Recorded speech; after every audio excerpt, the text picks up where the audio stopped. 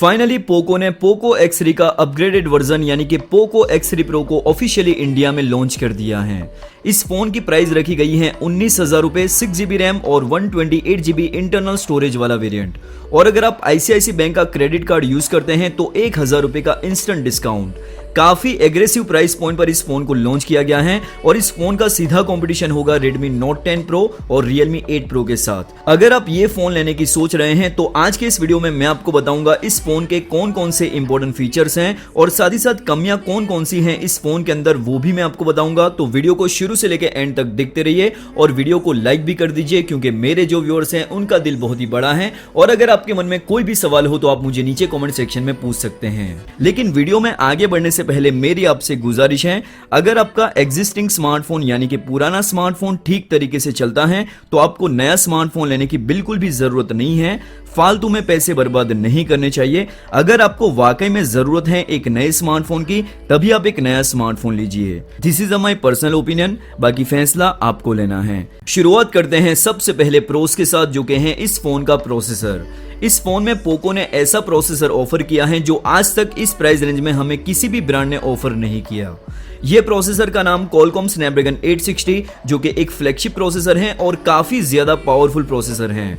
आज की डेट में इंडिया में अंडर 25,000 रुपीज के प्राइस पॉइंट पर जितने भी फोन आते हैं उसके अंदर जो प्रोसेसर दिए होते हैं उससे भी ये कहीं ज्यादा पावरफुल प्रोसेसर हैं। अगर आप स्पेशली हाई ग्राफिक गेमिंग के लिए कोई फोन लेना चाहते हैं तो आज की डेट में ये फोन सबसे अच्छा फोन है। साथ ही साथ इस फोन का जो स्टोरेज का टाइप है वो है UFS 3.1 जो इस प्राइस रेंज में ऑफर करना काफी अच्छी चीज है। इसके अलावा गेमिंग करते वक्त इस फोन को ठंडा रखने के लिए लिक्विड कूल प्लस टेक्नोलॉजी का इस्तेमाल किया गया है, तो ये चीज भी काफी ज्यादा इंटरेस्टिंग है। ओवरऑल मुझे नहीं लगता आपको इस फोन की परफॉर्मेंस से कोई भी शिकायत होगी।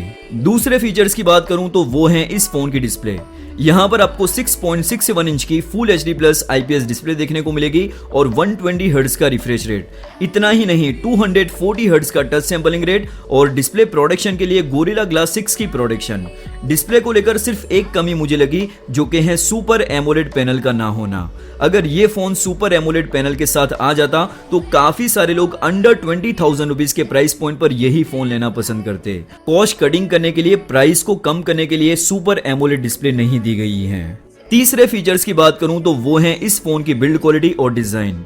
बिल्ड क्वालिटी को लेकर आई थिंक कुछ लोग निराश हो सकते हैं क्योंकि यहाँ पर बैक साइड पर प्लास्टिक का यूज किया गया है। अगर ग्लास का यूज किया गया होता तो ये फोन की इन हैंड फीलिंग काफी ज्यादा प्रीमियम होती। अगर आप ये फोन लेने की सोच रहे हैं तो डे वन से ही बैक केस लगाकर फोन को यूज करना क्योंकि प्लास्टिक बैक पर बहुत ही जल्दी स्क्रैचेस आ जाते हैं। साथ ही साथ फ्रंट साइड पर भले ही गोरिल्ला ग्लास 6 की प्रोटेक्शन दी हुई हो लेकिन टेम्पर ग्लास लगाकर ही फोन को यूज करना क्योंकि दिल और शीशा कभी भी टूट सकता है। इसका कोई भी स्पेसिफिक टाइम पीरियड नहीं होता।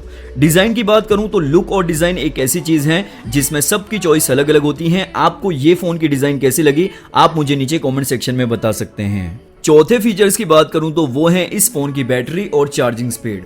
यहाँ पर आपको 5160 mAh की बैटरी दी गई है और साथ में 33 वॉट की फास्ट चार्जिंग जो इस फोन को 0 to 100% एक घंटे में फुल चार्ज कर देगा। साथ ही साथ इस फोन के अंदर जो प्रोसेसर ऑफर किया गया है वो 7 नैनोमीटर FinFET टेक्नोलॉजी पर बेस है जिसकी वजह से आपको काफी अच्छी पावर एफिशिएंसी देखने को मिल जाएगी। कैमरा सेक्शन की ओर नजर करें तो इस फोन के रियर साइड पर क्वाड कैमरास का सेटअप दे रखा है। 48 मेगापिक्सल का प्राइमरी सेंसर, 8 मेगापिक्सल का ultra wide angle lens, 2 megapixel का मैक्रो लेंस और 2 मेगापिक्सल का डेप्थ सेंसर। इसके अलावा सेल्फी कैमरा 20 मेगापिक्सल का। ऑन पेपर देखा जाए तो इस फोन के कैमरास काफी अच्छे नजर आते हैं लेकिन अभी जज कर पाना सही नहीं होगा जब तक ये फोन हाथ में आ नहीं जाता। फाइनल वर्डिक्ट की बात करूं तो इस प्राइस रेंज में आज की डेट में इतना पावरफुल फोन कोई भी नहीं है। सिर्फ दो कमी और वो भी प्राइस पॉइंट को देखते हुए इग्नोर की जा सकती हैं। एक तो है सुपर एमोलेड पैनल का ना होना और प्लास्टिक की बिल्ड क्वालिटी। ओवरऑल अगर आप हाई ग्राफिक वाली गेमिंग खेलना ज्यादा पसंद करते हैं जैसे कि S9, PUBG, फोर्टनाइट, तो ये जितनी भी हाई ग्राफिक वाली गेम है वो आप इस फोन के अंदर बिना लैग और स्टटर खेल सकते हैं। आपको कोई भी प्रॉब्लम नहीं होगी। बाकी दोस्तों इस फोन को लेकर आपके जो भी ओपिनियन है आप मुझे नीचे कमेंट सेक्शन में बता सकते हैं।